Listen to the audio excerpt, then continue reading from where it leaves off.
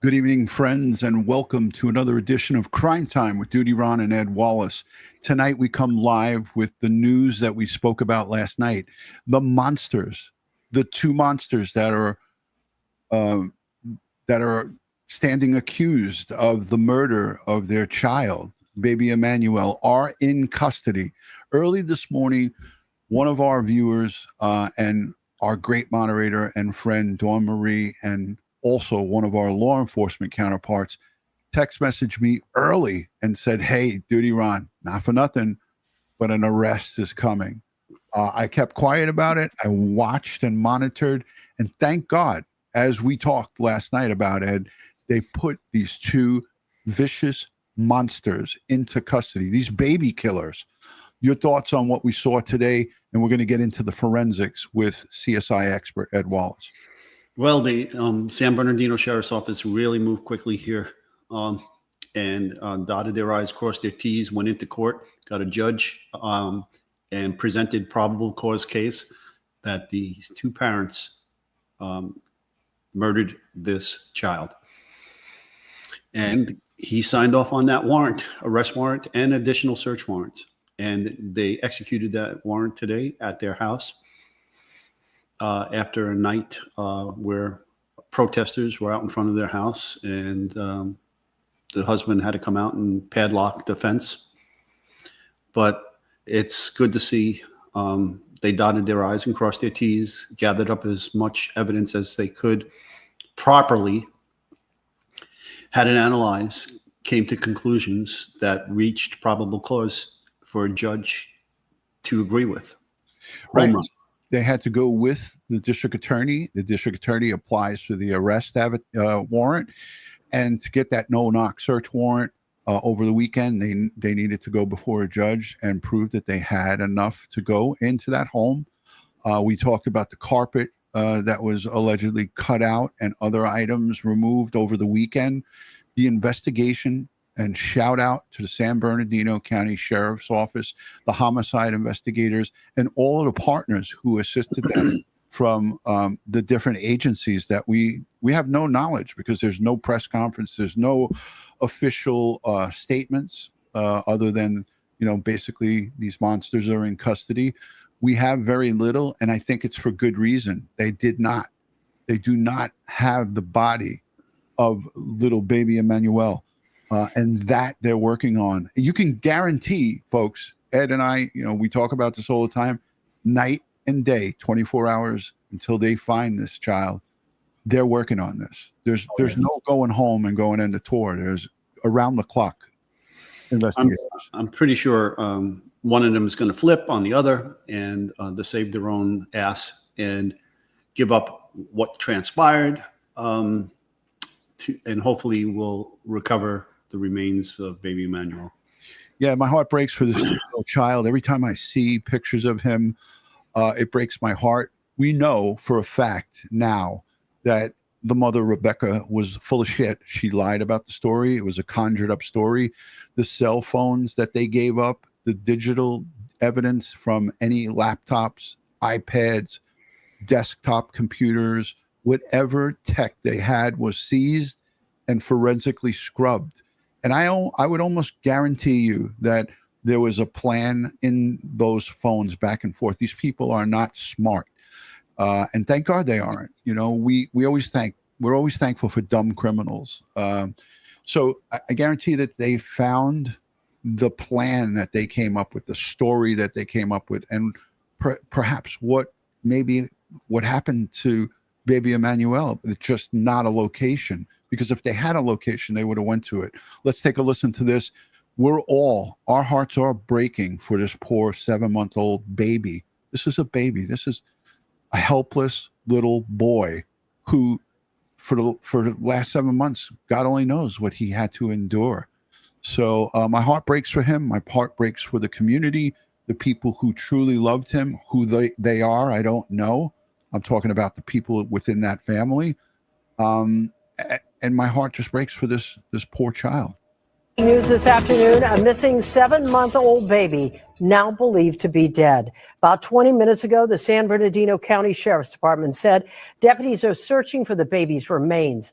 Good afternoon, everyone. I'm Colleen Williams. And I'm Michael Brownlee. This morning, authorities arrested Emmanuel Haro's parents. This is new video just into our newsroom of their arrest.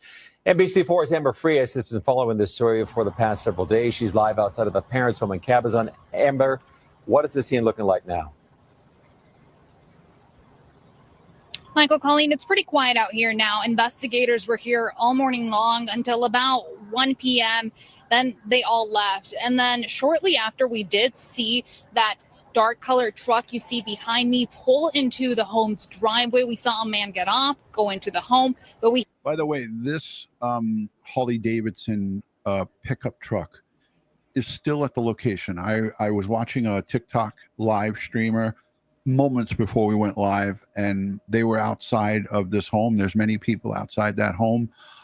This black pickup truck, whoever's it is within the family, is at that location now. It was there during the day, and it's still there now.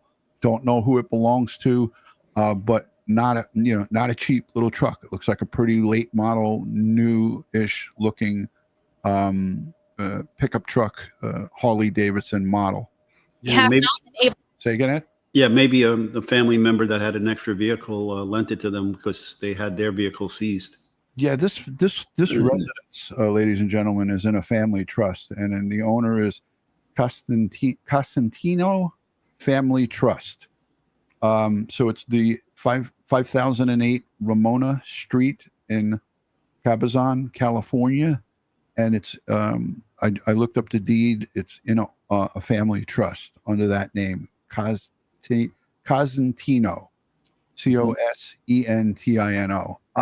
So don't have a lot of data on that because for me, really, it didn't matter. But I just wanted to see if it was a rental or if it was something within the family. But what's most important is this investigation and getting justice for this baby who was brutally murdered by the people who brought him into this earth. And I tell you, these two monsters, when they go away, are not going to have a good time in prison. People are not going to take well to them on the female side, and the males, they're going to get eaten up alive, and rightfully so. I hope they don't have one good day. To make contact with him. There are still a few community members here in front of the home. They've been coming and going all day long, and they tell us they're here because they want answers. This morning, as soon as news spread that the parents of 7-month-old Emmanuel Haro had been arrested, neighbors and community members rushed to their Cabazon neighborhood, united by one desperate question. So I'm just trying to figure out where the baby is and how we can find him or how we can help. We want to know what happened to Emmanuel. The San Bernardino Sheriff's Department says the baby's parents, Jake and Rebecca Haro, are in custody. They have not revealed the exact reason for their arrest, only saying they are suspected. I'm going to this is 7 hours old, so I'm going to correct this right here for those of you watching live. They are charged with murder in the first degree in California. I have the codes written down elsewhere, but it's listed on the San Bernardino County Sheriff's Department's website. We'll go to it later, but let's be clear. I mean, again, this is from 7 hours ago, so news was kind of spotty in the beginning.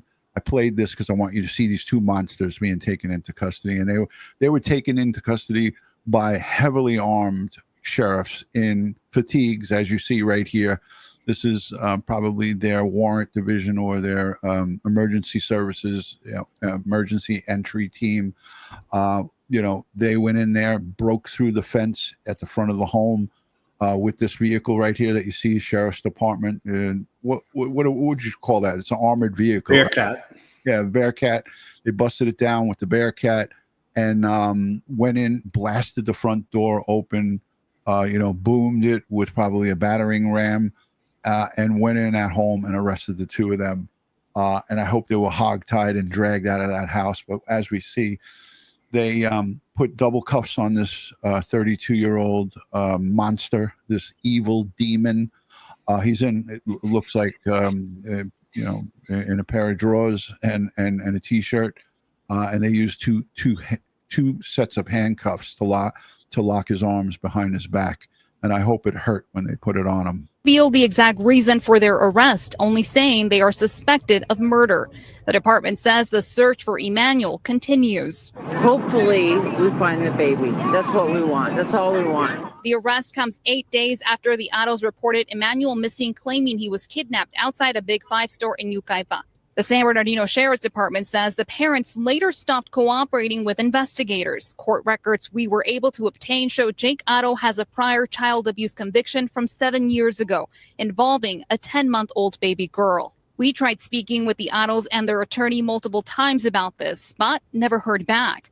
Today, we approached their attorney as he was walking out of the family's home. I don't have any comments. I don't know what's going on. He knows, Ed. He knows damn well what's going on. The person that he was just on national television with Banfield and many other news outlets saying is innocent, that did not do anything and wants to cooperate and wants to help the police. This guy has got egg on his face. And I get it, folks. He's a defense attorney. His job is to defend people who are accused of criminal, and that's part of our Constitution. We're all afforded an attorney. You know, that's part of our constitutional rights. But this guy has to feel like a real ass right now, because he is like, my clients had nothing to do. My client had nothing to do with this. And now a reporter puts a mic in his face, and here he is outside the home saying, I don't know what's going on. There's just a Bearcat here. There's helicopters and drones. There's the crime scene unit, but I don't know. I don't know what's going on. Well, you're not going to get a plea deal like you did the last time, pal. Yeah. And that's a whole nother conversation that we touched lightly on last night. This monster, Jake Haro, Jake Haro should not have been walking the street because of what he did to his 10-month-old daughter in 2018. We all know, I don't have to go over it. He beat her into oblivion. The poor child is 7 years old now, give or take. She's in a wheelchair. She can't even function. She's got 3% brain function. She can't talk. She can't eat on her own. And this monster is responsible for it. Shame on that prosecutor that cut that sweet deal for this scumbag. Don't get me going, Ed. Yeah, and the judge, too. Yeah, the judge, the whole system. The system is fucked to let this happen. And it comes on the back of this poor 7-month-old baby. And God only knows how many other interactions he had with the other kids that they took away. Did he beat them on a regular basis? Please, we got to find Emmanuel. We got to find him. And okay, trigger alert. I mean, we need an autopsy on this child. We need to see what these monsters did to this kid. Yeah, it just takes my breath away. And we're seasoned investigators. Ed and I spent 20 years in the NYPD. We've seen a lot of really bad things. This, at 61 years old, this just tugs at my heartstrings. And yeah, it was always the kids that I had to do at crime scenes that hurt me the most. The kids and the mentally incapacitated and the handicapped that would get abused. I would go into some of these homes and housing developments that I worked in, and I would see people who were bedridden or wheelchair bound, and there were some of them being abused. It was so terrible. And I still have nightmares about it. It's horrible. It's horrible. This spot never heard back. Today, we approached their attorney as he was walking out of the family's home. I don't have any comments. I don't know what's going on. Since Emmanuel's disappearance, the Inland Empire community has rallied around him, visiting the family's home and the Big Five parking lot. It's America's baby at this point. Because the parents are not for the baby. America's for the baby. It's sad. It's so sad, and we want justice. Where is baby Emmanuel? It's been far too long. That same question echoing across the IE. What happened to baby Emmanuel? Yeah, it's just so horrific. I mean, I just, again, look at this pictures that are posted of this child, and he just doesn't look right. 10 weeks, not 10 months. Yes, 10 weeks. No, you're missing what I was saying. I was saying that the father in the previous case got 10 months for what he did. Mm-hmm. He didn't serve the whole 10 months. He was out on a work release program Yeah. I mean, I have the whole thing written down from last night. It's just ridiculous. He fractured her ribs in multiple places, broke her skull, broke her legs, and she had hemorrhaging, brain hemorrhaging. The damage that he inflicted on his own flesh and blood, his daughter, in 2018, there's no reason he should have been around and be able to make a new baby with a new mom. You'd have to think, what was Rebecca thinking? She had to have known his past. There's no way in hell that she didn't know about his past, because there was all kinds of, he had visitation of his other child with the same girl that he had the first child with, and Rebecca knew. There's no way that she didn't know. So at the end of the day, we asked that question, and we want lawmakers to do better. We want stronger penalties for parents or anyone who assaults a child, who assaults an infant, assaults somebody who's 10 weeks old, assaults a 7-month-old baby. It's just insanity. Ed, let's talk about the scene today. I'll take baby Emmanuel off. Let's talk about the scene today. Overhead drone shots and helicopter shots show a large presence at that location. Detectives in plain clothes. You had multiple agencies out there for this arrest, but hours later, hours after they took those two monsters away to be processed, they are processing this location, which is a vast property. It's a big piece of property, but there is lots of dilapidated sub-buildings on this property. They had to go through everything. Ed, you're a crime scene expert. You worked in the NYPD in the crime scene unit. Talk to the audience about what goes into a case like this, where you have a murder of a small child. Well, in this case, there was a warrant issued by a judge, so they're giving me, a crime scene investigator, permission to go into this location and conduct a crime scene investigation. Again, everything starts on the outside of the property. We work our way around the outside, documenting everything on the outside of the property from all directions. And then we work our way into the residence in this case, and any other buildings that may be located there, like sheds and garages and things of that nature. And we document each and every floor. If this is a multi-floor building, if it's just a ranch, 1-story slab on grade, or if there's a basement, it doesn't matter. We're going to document the entire structure, interior. We're going to sketch everything. We're going to take measurements. We're going to scan everything with a 3D laser scanner. Okay, and then we're going to identify what evidence is located at the scene, and we're going to mark that evidence, photograph that evidence, measure where the evidence is, take all the appropriate photographs, long range, medium range with scales and numbers, close-ups with scales and numbers, and scan it in situ so that we have exact measurements of its physical location. Now you see this is a vast, almost desert-like property that all those grounds would have to be searched. Now, an easy way to search for a clandestine burial grave would be to use a drone at sunset with thermal imaging capabilities, forward-looking infrared, if possible, because once you disturb soil, okay, and to create a grave, the mineral contents and all of that are mixed differently than the undisturbed soil. So when you put the soil back to cover the decedent in the grave, and it heats up in the sun, it's going to have a different heat signature showing you the outline of the grave under thermal imaging or forward-looking infrared. And so you come back at sunset and you scan the property looking for any potential areas for graves. And if you do find it, you mark it, GPS locate it, and then you send the foot troops in to find it as well and mark it, then you'll have to do a careful documentation and excavation of that location, looking for the decedent and so forth. You can also get a cadaver dog.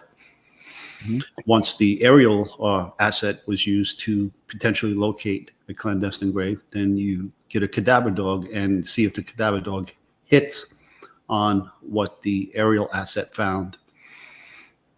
Yeah. And, thank you for that. And that's, very detailed. This is what we discussed before we went live. This is the debris field that was not there yesterday. So either this happened overnight by the two defendants or the police, the detectives that came in there. You see this garbage debris field here? I didn't see that yesterday from the TikTokers and the various people that are live outside of this location. And this, to me, when you see it up close, like from ground level, is troubling. Here they zoom in on it here, and I apologize for this. This is box 11, but I'll go full screen so you can see it maybe a little better. There is a plainclothes detective right here. You see him with the tie, and he's here looking through these big garbage pails. There's one here, and then he's looking through another one with the lid open. Please tell me that the detectives didn't do this, Ed. Oh my God, I hope not. That's quite scary. Yeah, it looks like the contents of a big garbage can was or a bag that contained contents was dumped there. This guy's got gloves on, and he's a closed detective. And he's not in Tyvek. He doesn't appear to be a crime scene investigator. He should not be doing that if that is in fact what we're looking at. Yeah, so K-Love28 saying, yes, they did. I mean, I saw videos of this location. Many TikTokers, many people from YouTube have walked along this area right here, which this fence says no trespassing. So I guess this was like free game here for the folks to walk along here. And shout out to all of the YouTubers and TikTokers who were providing us with a bird's eye view. Yeah. And I'm not condoning the ones who are creating public alarm. I know bullshit Betty was out there on the bullhorn. I can't stand that. I think that's disruptive. But shout out to the good ones that were out there taking good video. I saw this yesterday, and this was not there. Yeah, no, they have a quite substantial forensic capability in the San Bernardino Sheriff's Office, and I'm guarantee you that's not a crime scene investigator, because they wouldn't have done that. Even if they wanted to process it there, they would have laid down clean tarp and then taken the contents out while wearing Tyvek and booties and hoodies, a hoodie rather, and gloves, and dumped the contents onto the clean work surface and then sifted through it methodically, after they did all their photo documentation, after they dumped it. And in most cases, we would take the entire contents of the plastic bag and the garbage can and bring it back, like I said, to a forensic garage where we can control the environmental factors and everything there, and sterility of the scene, and out of the sight of the public, and an air asset like from this television news helicopter, and then process it appropriately. Yeah, and Riverside County sheriffs were there. I saw their RMPs outside, marked Riverside County RMPs from the sheriffs. Debbie Galloway says, why do so many law enforcement agencies not know how to process scenes properly? Again, I talked to you about this before we went live, and you were like, oh, no, it can't be. It had to have been maybe the parents did it overnight, but we see now. This is emptied, and then this one is emptied. The guy, he has black gloves on, but definitely what I could see, booties. He's not a Tyvek suit. He may have booties. I don't know. But this is, counterproductive, because what if, God forbid, there was a bloody rag in here? No, you don't do it like that. I'm sorry. Again, this is not the standard, and they know the standards. So maybe this is just one of those, like a robbery homicide detective or something like that they have out in California. not really forensically trained. Yeah. So let's go to the chat for a minute, because then I want to talk to you about the crime scene unit who was out there. I want to just go to another piece here. Hashtag Ed, hashtag DutyRon. Listen, we are thrilled. And last night I announced, if you guys watched the live stream last night, for those of you who are here and who were here from last night, who are now present in this live stream, let us know if you recall me saying, and it was pretty bold of me to say, but I felt it. I felt it in my veins, in my detective's skilled veins. I felt that they were going to make an arrest very soon. But I said last night on the live stream, they're going to lock up these two tomorrow. That was last night. If you saw it or if you heard it, put a 1 in the chat. If you didn't, I'll link that video in the description here, and I'll give you the timestamp. Kristen, I'll put you on that. Kristen, the producer, get the timestamp. If you haven't seen it or heard it, press a 2.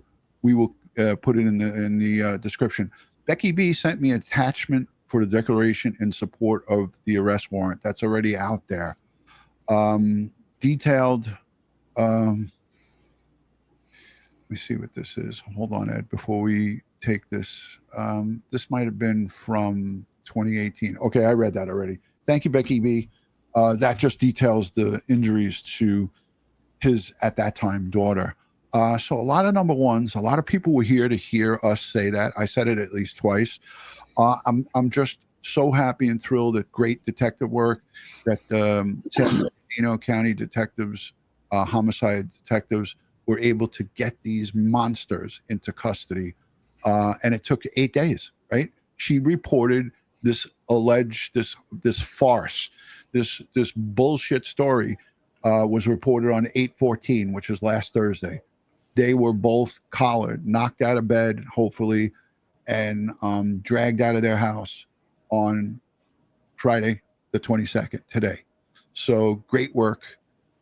Miss Alma has already given the trigger warning. Yeah, I mean, I'm not reading it because it is very, very disturbing to hear those injuries, but I basically, we spelled it out for you.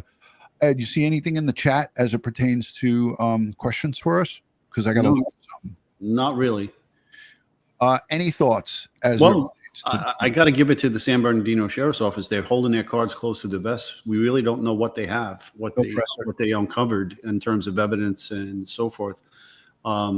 And they haven't given any press conferences to date. So I expect that's coming.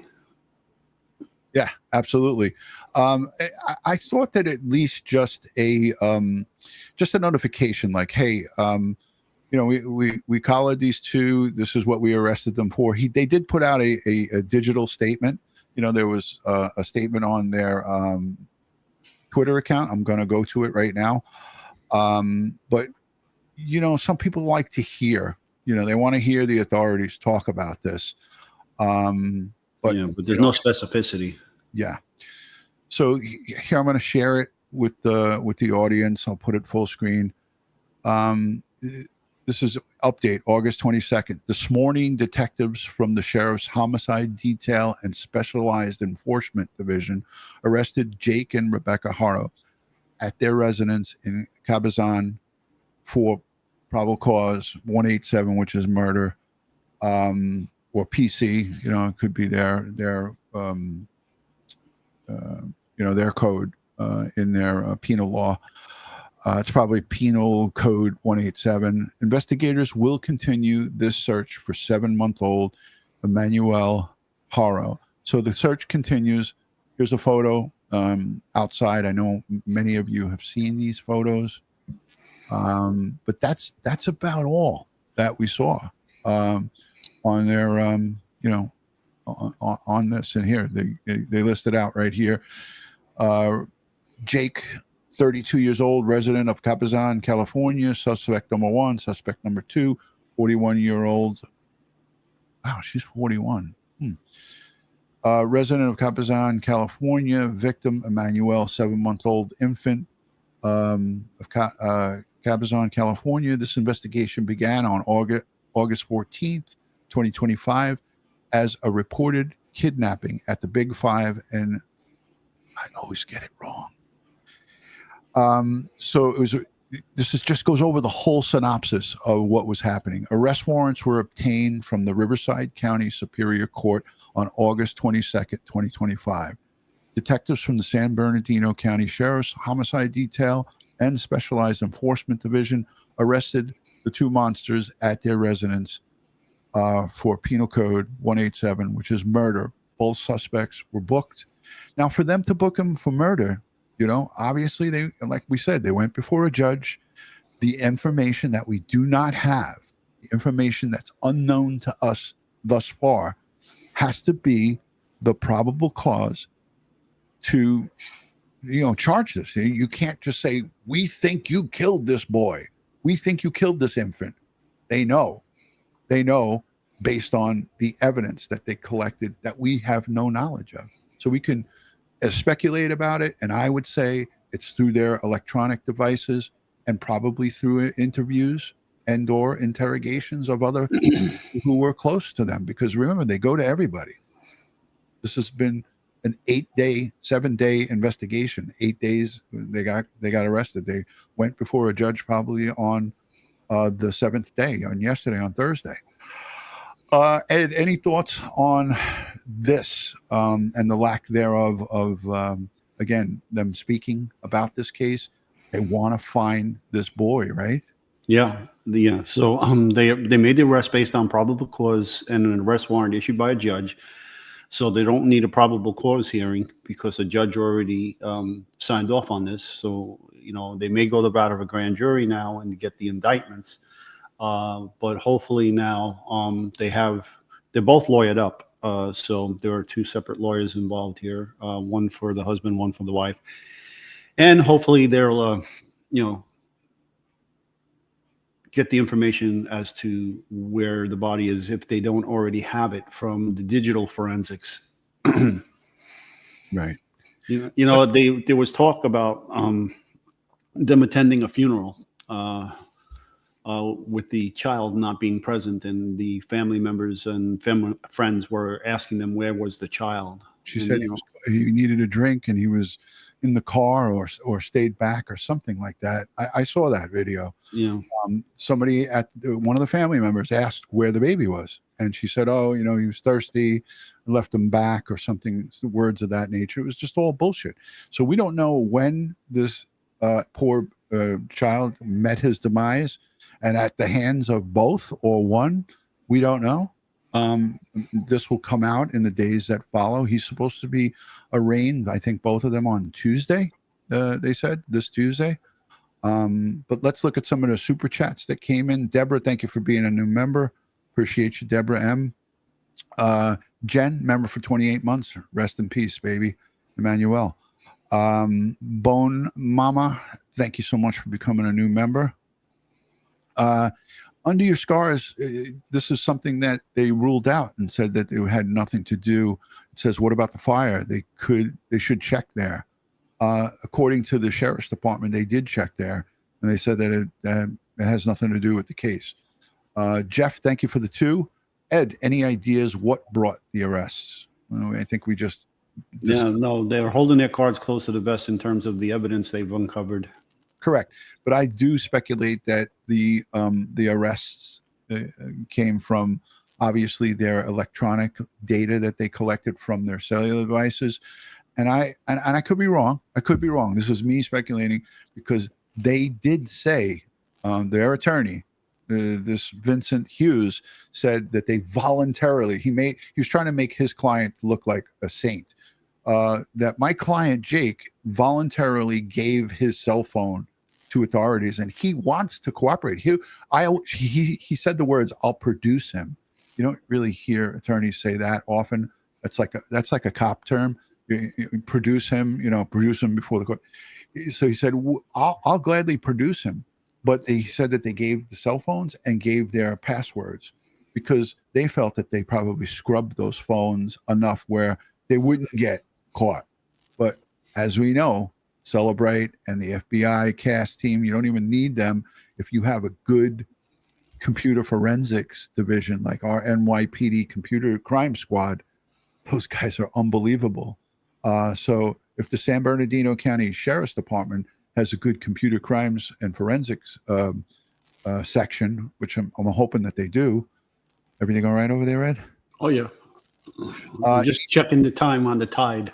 Yeah, there you go. EV323, and thank God everything is okay, knock on wood, as of now. You had some scares. Last night I was really, dodging the bullets. For you to say it was a tough night for you and you needed to get sleep this morning, I think I texted you at 6:30 our time.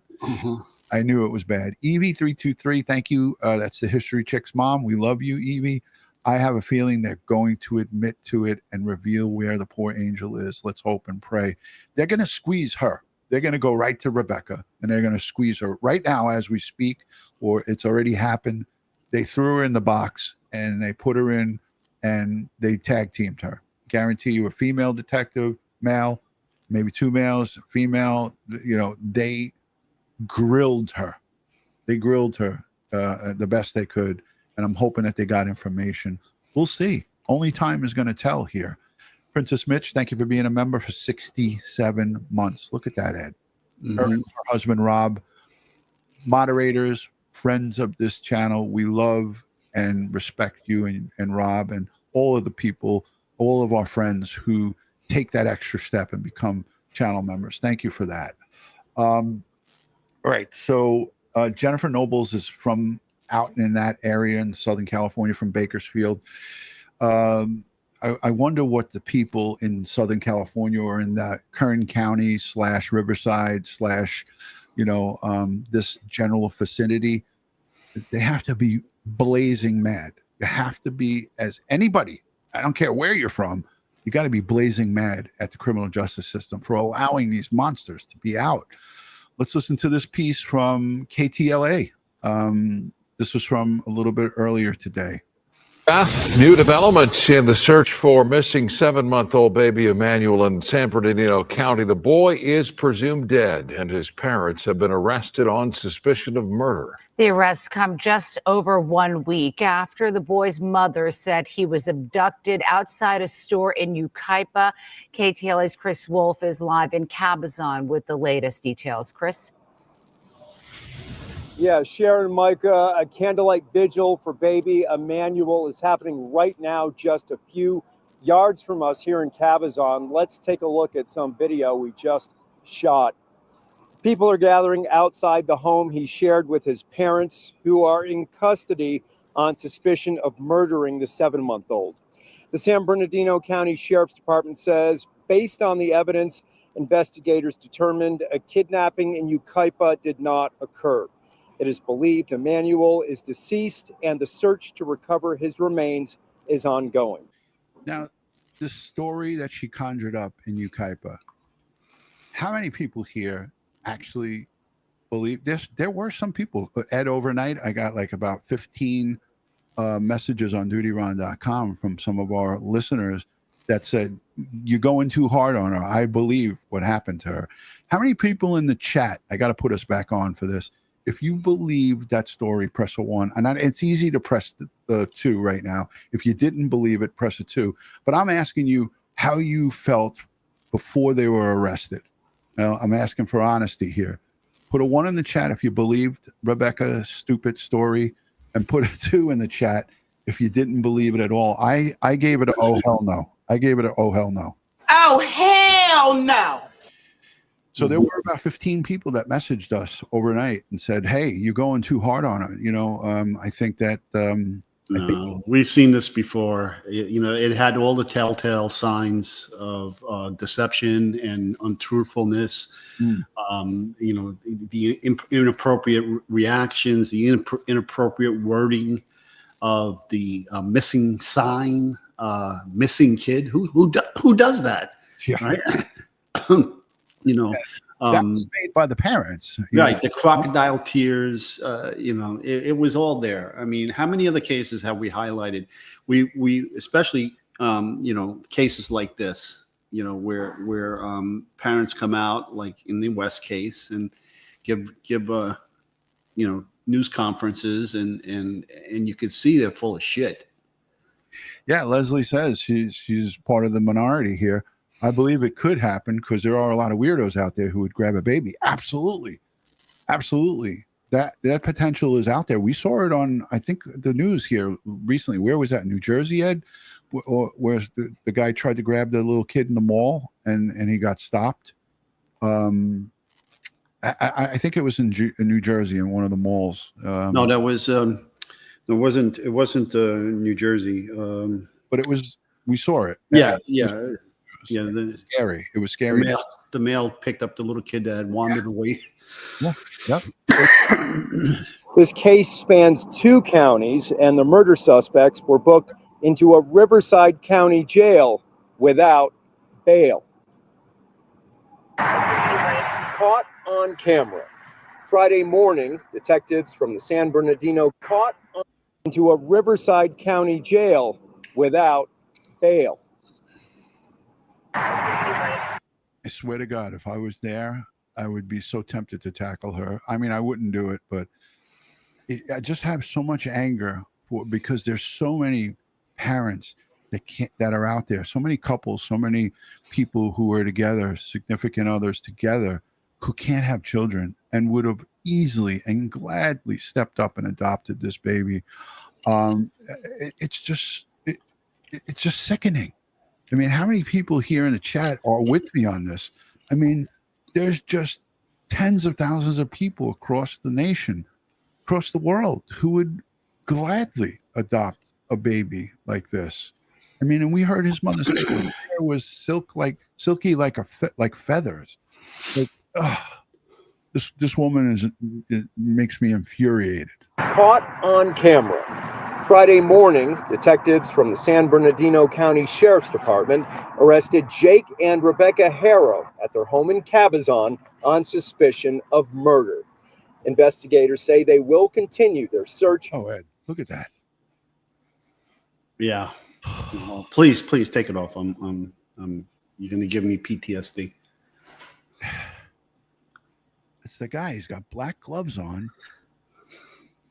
Holy fuck. They will continue their search for 7 things.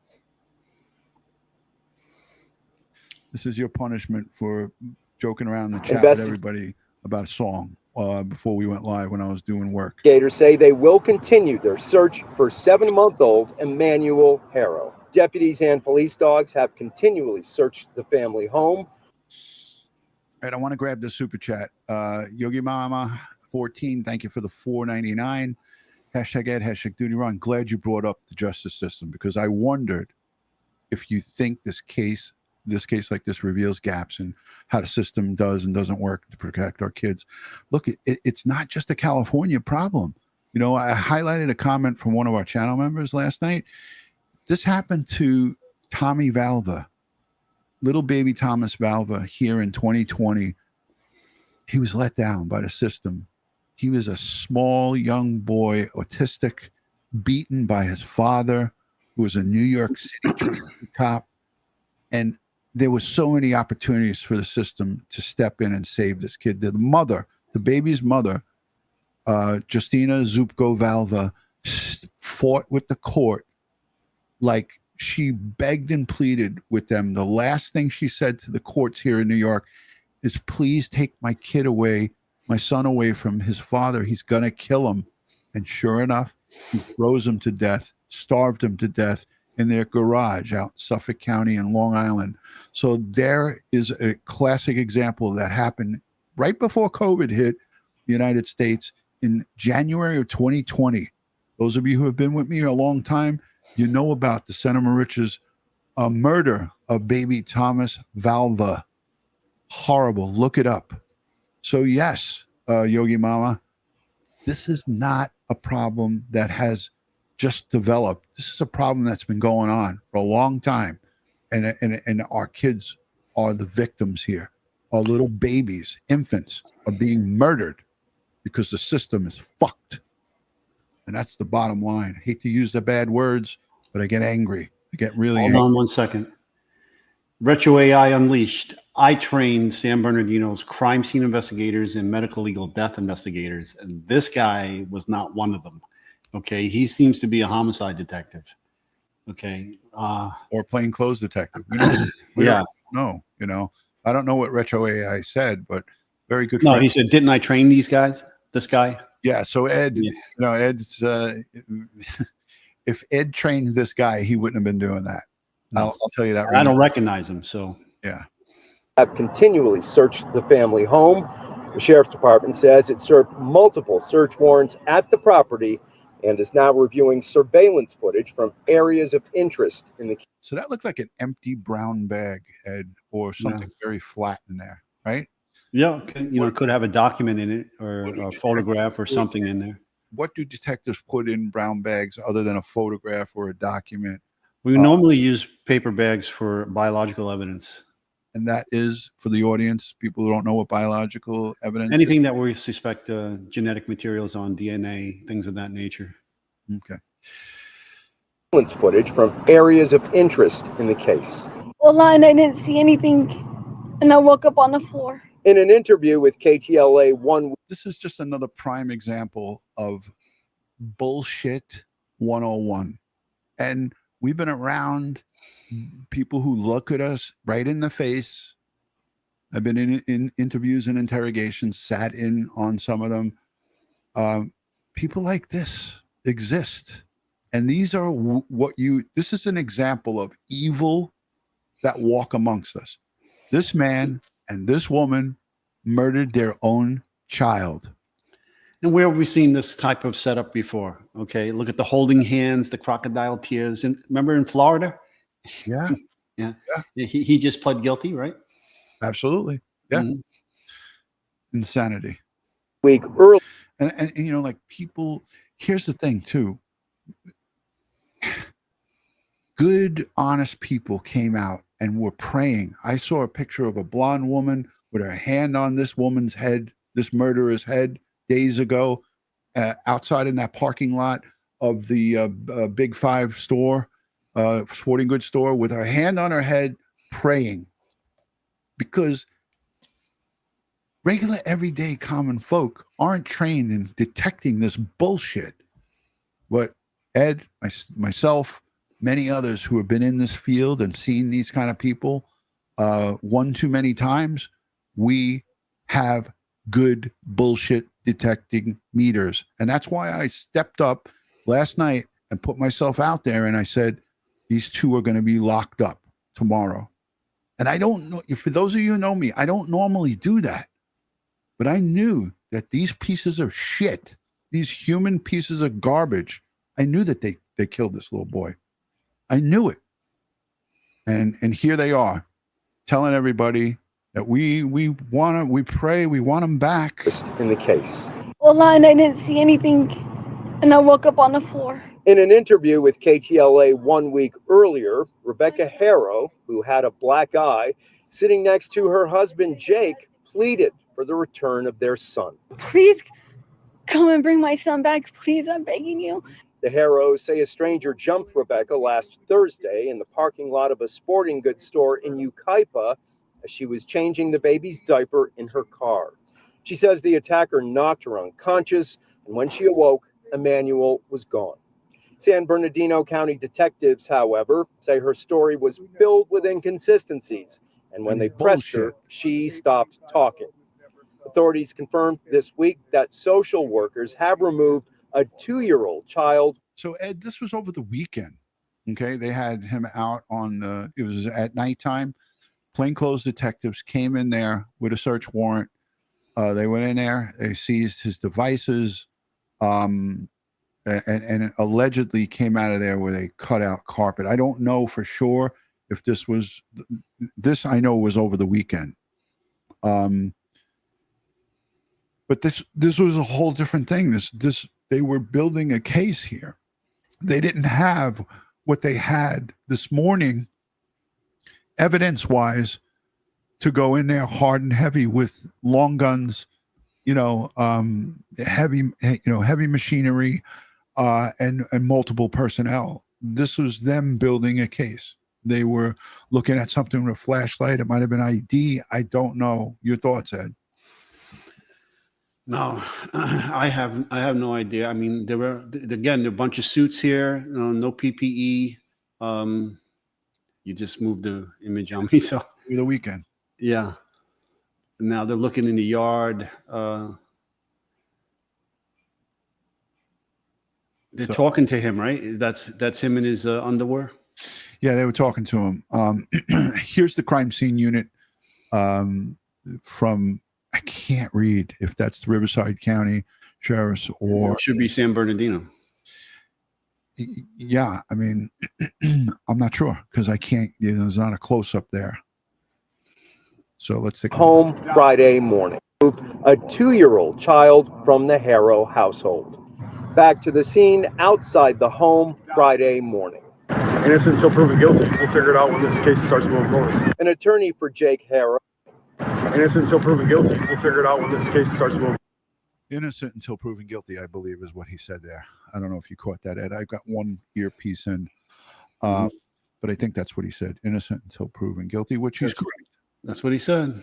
Innocent until proven guilty. We'll figure it out when this case starts moving forward. An attorney for Jake Haro was seen walking outside of the house during all of the law enforcement commotion and activity. He did not answer reporter questions, but did make those comments. Back here live outside the family home, a candlelight vigil for baby Emmanuel is happening right now. Father Jake Haro has a criminal history. He pleaded guilty to child cruelty involving a little girl. Home Friday morning. All right, I just want to ask any of our true crime watchers if anybody's got a close-up of this truck. I'm pretty sure that you're right, Ed, that it's San Bernardino, but I saw a Riverside County Sheriff's RMP that they have that same star badge. So I don't know, maybe the color is different, but this more importantly says scientific investigations, I think on the back right here, right? Scientific investigations. What's in this thing here, Ed? Talk to this. I'm trying to enlarge it. Hold on, let me. It says scientific investigations. Here. I'm not really concerned about the department, but this is a crime scene evidence collection vehicle, right? Yeah, it's the sheriff. Yeah, it's from the lab. Yeah, if anybody has it, yeah, I'm relying on people from the area. Camellia, Juliana says it looks like a Riverside County. This home is in Riverside County. Okay. But the investigation, I believe, was started in San Bernardino County Sheriff's Department. So they're working in conjunction. Yeah. But, again, we're not from the area. So if anybody has it, let us know. But it definitely says scientific investigations, which is different than what we would normally see here. We would see crime scene unit or whatever. So here's opposing Rachel Mills, Princess. Thank you so much at DutyRon at San Bernardino. Okay, so Ed, those are the guys that you trained. You've done training there. That you can see the casino sign in the background. Just tell the audience what do they do with this type of vehicle, this truck? Well, they store all of their forensic equipment in there. The cameras, the scanners, all the packaging equipment, all the testing equipment, alternate light sources, gloves, PPE, all of that is inside of there. They probably have work area in there as well, so they can sit down and maybe do some fingerprint processing inside of a safety cabinet or something to that effect, or maybe even some cyanoacrylate fuming, crazy glue fuming for fingerprints, things of that. And maybe even drying chambers, depending on the setup of the trucks. Like we use Sprinter vans now. Right. Back in the day, we had big vans, to look like camper vans that were set up. But now it's Sprinter vans, and they have all those components to it. EV323 again, thank you for the 10, mom of the history chick. And you know what? She's got a great background with that 3-letter agency. So we love and respect you, EV323. She said, I have a feeling they're going to admit, oh, wait, there was another one. I'm sorry. We already put that one up. Hold on. and this wasn't from Evie. It's Callie. Thank you for the 10. Sorry about that, Evie, for repeating. Callie with a 10 says the judge who essentially allowed Jake to walk after what he did to his baby daughter now has baby Emmanuel's blood on their hands too. Our system is so flawed, things have to change. Amen. That is a perfect statement, and I thank you for it. Not only thank you for the super chat, but I thank you for that statement, because the judge and the system has the blood of this child's hands on their hands. That's for sure. Mary, thank you for becoming a YouTube membership. Mary's been around. Ed, I'm throwing out this warning here, guys. PTSD warning. We're going to talk about a little bit of something sensitive here. Ed, if there was biological evidence, let's just say this infant's blood inside that home, what's the process of collecting said blood, let's say on the floor, in the woodwork, dried up, if they tried to clean it up with, well, again, it all depends on where it is, what substrate it's on, and what state it is in. Is it dried? Is it wet? If it's dried, then you can rehydrate it with deionized water or sterile water, and swabs, and swab the blood into the swab. You can cut it out. You can scrape it. There's any number of ways that you can collect it. You can take the whole item if it's something that can be moved and packaged. Like I said, I've even cut out concrete that had blood on it and let the lab try to extract it out of the concrete instead of me doing it that way. There's the MVAC. So if they had a portable field MVAC in that truck, they could have brought that out and used it as well, or packaged the substrate up and bring it to the lab and MVAC it in the lab. Yeah. We can't forget about the MVAC. So there's many different applications for different types of situations. And, all of this is unbeknownst to us of what they have or what information they have, but they did spend several hours at that location. And again, I could go to numerous TikToks and YouTube lives of people outside there, just a lot of banter and a lot of talk, but they did provide, and kudos to them, provided a lot of great footage this morning when I was at work, and Jolene, Dawn Marie, and many, many others who are great friends of this channel reached out to me and said, DutyRon, they're making an arrest, or they've made an arrest. I, in the short period of time that I had of free time at work, I went and looked at YouTube and I looked at TikTok. So it gave a bird's eye view of what was going on. People were cursing, screaming, yelling hallelujah. Thank God you these monsters are arrested. They were taunting and yelling at them. We saw crime scene evidence, crime scene yellow tape up at this home. There was also reports that a coroner went out to that location. I don't know if that's confirmed, but people were talking that the coroner went out there. You and I both know coroners don't just go out to see the scene. There has to be something there. Well, in many of these examiner's office, let these folks know. In many of these jurisdictions, the elected sheriff is the coroner. Okay, so that doesn't mean anything. I mean, the elected sheriff could have no medical background in forensic pathology or anything like that. So a medical examiner, right? So it could be a medical legal death investigator that went out that has specific training that could assist the crime scene investigators if the CSIs saw something and wanted input from the death investigator. But I don't think that's an accurate statement that the coroner went out, because again, the elected sheriff is typically the coroner in these jurisdictions. Right. Again, I didn't know what the situation is if that was confirmed or if that was just people conjecture or people are guessing or whatever. Brittany's mom says one bright spot is that the 2-year-old is safe. But what did the 2-year-old endure while he or she was in the custody of these monsters? And that's what I present to you. Yeah, they took him away after this ridiculous story was conjured up. They do that all the time to safeguard the children.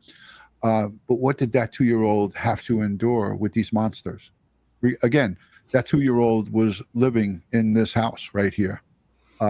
So, you know, I shiver and when I think about potentially what that 2-year-old could have endured at the hands of these monsters. And I want to thank all the replay viewers, the moderators, the super chatters, for keeping the chat civil. Again, this is a very sensitive, really tough subject to talk about. This is a murder of a 7-month-old at the hands of his parents.